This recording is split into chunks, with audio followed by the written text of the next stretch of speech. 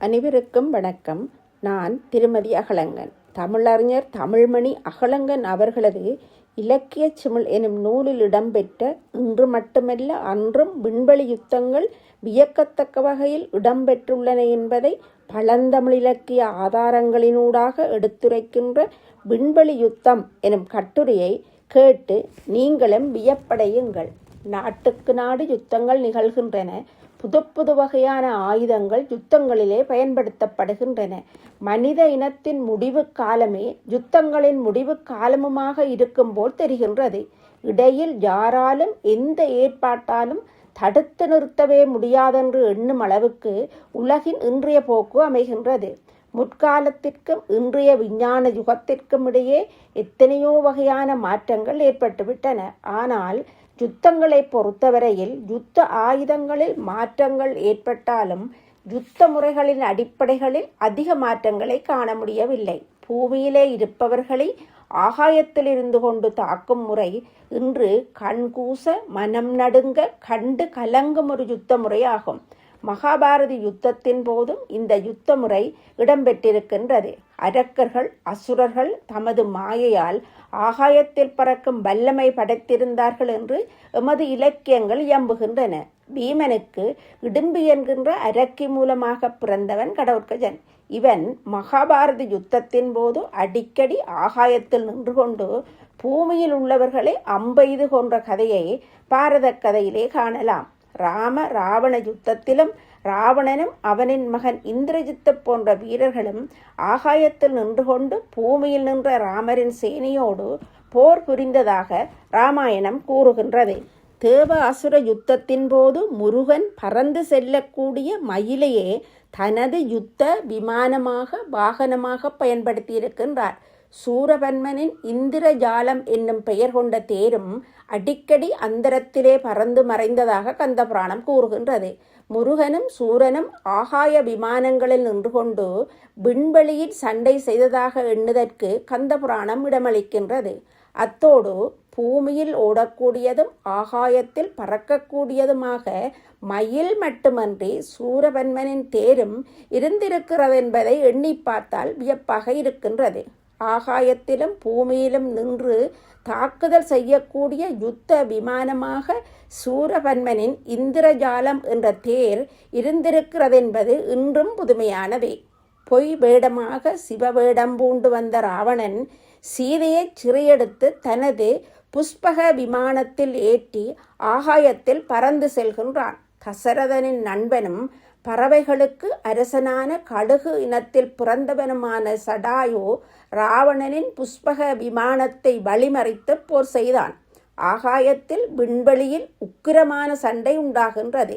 விண்வெளியில் இரு யுத்த விமானங்கள் மோதுவது போல இராவணனது புஷ்பக விமானமும் சடாயு என்ற பறவையும் மோதியிருக்க வேண்டும் என்ற எண்ணம் உங்களுக்கு தோன்றவில்லையா? காட்டிலே சீதையும் ராமனும் தனித்திருக்கின்றனர். இந்திரனின் மகனான சயந்தன் சீதையின் அங்க லாவண்யத்திலே ஆசையுற்று மோகம் கொண்டு காக வடிவெடுத்து வந்து அவள் அங்கங்களிலிருந்து சேட்டை செய்கின்றான்.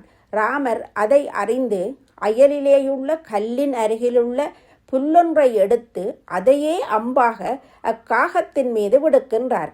வல்லவனுக்கு புல்லும் ஆயுதம் என்ற பழமொழி அன்றிலிருந்துதான் தோன்றியிருக்க வேண்டுமென எண்ண இடமுண்டு. காகம் பறக்கிறது, அம்பு அதனை துரத்துகின்றது. அந்த காகம் சென்ற திசையெல்லாம் அம்பு துரத்தி சென்று இறுதியாக அக்காகத்தை சீதையின் காலடியில் கொண்டு வந்து விழுத்துகிறது. இராமாயணத்தில் நடந்த ஒரு சம்பவம் இது. மன்னிப்பு கேட்ட சயந்தனாகிய காகத்தின் கண்களில் ஒன்றை அடையாளமாகவும் தன் அம்பு பொய்க்காதது என்பதை காட்டுவதற்காகவும் ராமர் எடுத்துக்கொண்டார் என்கிறது இராமாயணம். அன்றிலிருந்துதான் காகங்களுக்கு இரு கண்களுக்கும் ஒரு கண்மணி மட்டுமே பொதுவாக இருக்கிறது என்பது ஐதீகம். அண்மையில் எகிப்திய விமானம் ஒன்றை துரத்தி சென்ற அமெரிக்க யுத்த விமானம் ஆகாயத்தில் வைத்து வழிமறித்து தரையிறக்கிய செய்தி உலக அரங்கில் பெரும் பரபரப்போடு பேசப்பட்ட செய்திதான். காக வடிவில் வந்த சயந்தனை துரத்தி சென்ற ராமபாணம் வான்வெளியில் அவனை மடக்கி வழிமறித்து சீதையின் காலடியிலே தரையிறக்கிய செய்தியை அறியாதவர்களுக்கு முன்னது ஆச்சரியமான பரபரப்பூட்டும் செய்தியேதான். விண்வெளி சண்டைகள் பற்றிய பல அபிப்பிராயங்கள் வெளிவரத் தொடங்கிவிட்டன. விண்வெளியில் பறக்கவிடப்படும் செயற்கைக்கோள்கள் மூலம் பூமியை தாக்கி போர் புரியும் அச்சுறுத்தல்கள் அதிகரிக்கின்றன. யுத்த நோக்கோடு விண்வெளியில் சஞ்சரிக்கும் செயற்கைக்கோள்களை அழித்தொழிக்க லேசர் கதிர்கள் எனப்படும் ஒரு வகை ஒளிக்கதிர்களையும் வல்லரசுகள் கண்டுபிடித்து விட்டதாக அறிகிறோம். தாரகாக்கன், கமலகாக்கன், வித்தியுன்மாலி என்ற 3 அசுரர்கள் ஆகாயத்தில் சஞ்சரிக்கும்படி அனுப்பியிருந்த 3 கோட்டைகள் முப்புரங்கள் என்று அழைக்கப்பட்டன.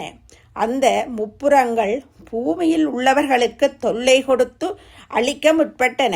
அந்த முப்புரங்களை அழிக்க சிவபெருமான் போருக்கு புறப்பட்டதாகவும் போர் புரியாது தனது சிரிப்பாலே முப்புரங்களை தீயிட்டு எரித்து அழித்ததாகவும் சைவ சமயத்திலே கதை உண்டு. முப்புரங்கள் என்பது 3 செயற்கைக்கோள்களாகவும் சிவபெருமானின் சிரிப்பிலே வெளிவந்தது லேசர் கதிர்கள் போன்ற சக்தி வாய்ந்த ஒலியாகவும் இருந்திருக்கலாம் என்று எனக்கு எண்ணத் தோன்றுகின்றது. மகத நாட்டு மன்னனான சராசந்தனின் புத்திரிகள் 2 கம்சன் திருமணம் செய்திருந்தான். கம்சனின் சகோதரியான தேவகியின் மகன் கிருஷ்ணன் கம்சனை கொன்றான். கணவனை இழந்த பெண்கள் 2 தம் தந்தையான சராசந்தனிடம் சென்று முறையிட்டனர். சராசந்தன் 18 தடவைகள் கிருஷ்ணனோடு யுத்தம் செய்து வெற்றி கொண்டான். பின்பொரு நாள் தன் புத்திரிகளின் துயரத்தை தாங்க மாட்டாதவனாகி தனது கதாயுதத்தை சுழற்றி கிருஷ்ணனின் நகரமான மதுரையின் மேல் எறிந்தான். கதாயுதம் மதுரையில் விழுந்தது. ஏராளமான மக்கள் மடிந்தனர். பல கட்டிடங்கள் சிதைந்தன. மதுராபுரிக்கு பெரும் சேதம் ஏற்பட்டது. அதன் பின்பு கிருஷ்ணன் கடல் நடுவே துவாரகை என்ற நகரை நிர்மாணித்து கொண்டு இடம்பெயர்ந்து சென்றான் என்று மகாபாரதம் கூறுகின்றது. சராசந்தன் எறிந்தது இன்றைய ஏவுகணையாக இருக்கலாம். ஏவுகணை செல்ல முடியாத தூரத்திலே தனது தலைநகரை கிருஷ்ணர் நிர்மாணித்து துவாரகை என பெயரிட்டிருக்கலாம் என்று எண்ணத் தோன்றவில்லையா? மனிதனின் அறிவுப்பாதை அழிவுப்பாதையை நோக்கி செல்லும் இன்றைய விஞ்ஞான உலகில் பல வகையான யுத்த ஆயுதங்கள் கண்டுபிடிக்கப்படலாம். ஆனால் அடிப்படைகள் பறவையை கண்டான் விமானம் படைத்தான் என்ற வகையாகத்தான் இருக்க முடியும் போல் தோன்றுகின்றது. எந்த ஆயுதத்தை கண்டுபிடித்தால் என்ன, எந்த யுத்த முறையை கண்டுபிடித்தால் என்ன, இறப்பு மட்டும் ஒரு பிறவிக்கு ஒரு தடவை மட்டுமேதான் நிகழ முடியும். நன்றி, வணக்கம்.